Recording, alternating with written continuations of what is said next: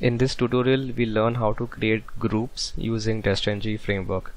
So to start with, I'll open Eclipse, and I've created a sample class here called tutorial 4, and this sample class has got 4 tests.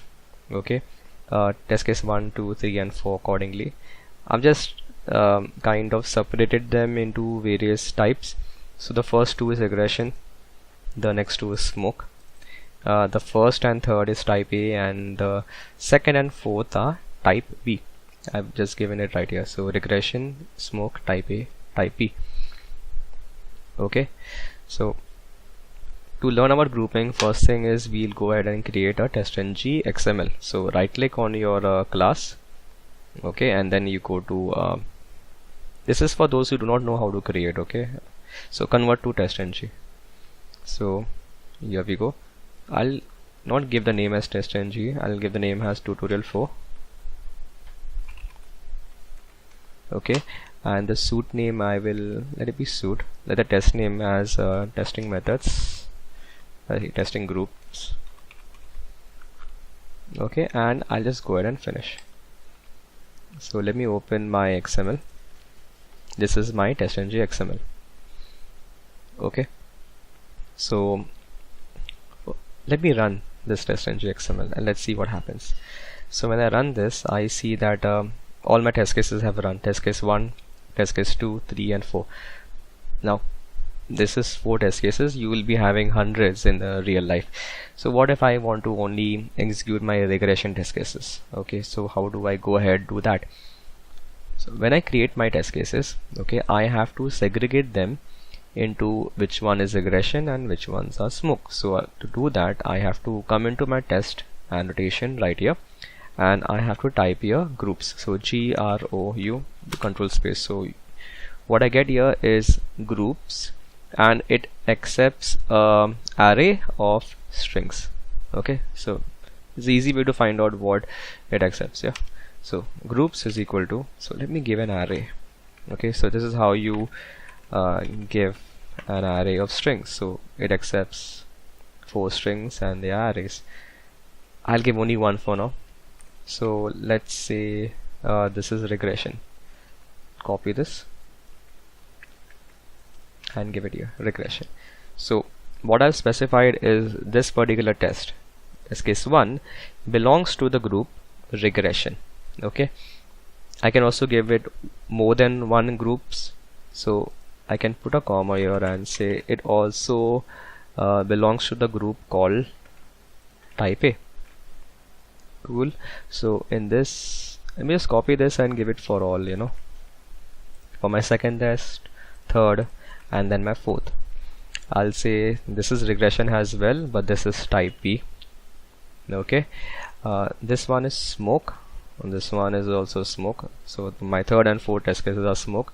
This is type A and the fourth one is type B. So I have segregated my test cases right here. I'm telling them, or my TestNG knows that each test belongs to which particular category. Now next step is how to run these specific categories. This running is done from our TestNG XML. That's the reason we created our TestNG XML. So let me go back to my XML right here.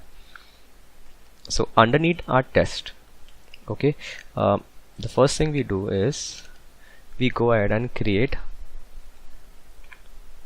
call groups. So okay, GROUPS groups. Okay, so here we go. So groups. Now this groups tag is going to tell TestNG that which group does it have to include in our runs. So the next tag is going to be include. So INCL. Okay, not include, I guess run. So run. Okay, and I need to give the closing tag of run. And in run, I have to now tell what should it include. So inc include. So include what? So give it a name and the name of the group which I want to run. Okay, so I'll come back over here. I say that I want to run only my regression test cases. So let me include my regression test cases. Go ahead and close your XML tag right here. Now if I go ahead and I right click run as testng suite, let's see what happens. What I get in my console is it has run only my regression test cases. Okay, cool. I can also just change the tag to smoke. So what this would do is it would run only my smoke test cases. Here we go, only smoke. I can also include more than one tag. Say I want to run only smoke test cases, and I want to run also type A test cases, or type A test cases. So my type A test cases. So what this would do is it would run all test cases which has the tag smoke and which has the tag type A. Let me run this. So here we go. So all smoke test cases have run, okay, and all type A test cases have run. So this is how you implement your groupings in your testng. It becomes very helpful, going forward when you have a whole bunch of test cases, and just by selecting running smoke test or running sanity pack, etc., you can go ahead and run that specific test case only.